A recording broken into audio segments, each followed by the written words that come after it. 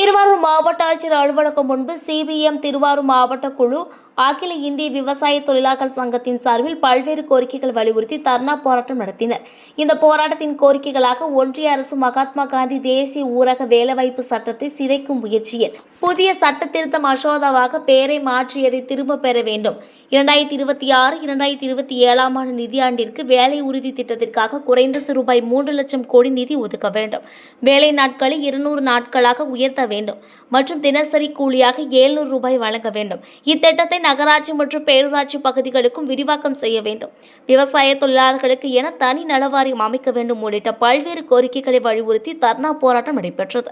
போராட்டத்தில் மாநில தலைவர் சின்னத்துரை எம்எல்ஏ, மாவட்ட செயலாளர் கந்தசாமி, மாவட்ட தலைவர் பிரகாஷ் மற்றும் நிர்வாகிகள் ராஜாங்கம், இடும்பையன், பாலசுப்ரமணியன் உட்பட ஏராளமான விவசாயிகள், தொழிலாளர்கள் இதில் கலந்து கொண்டனர்.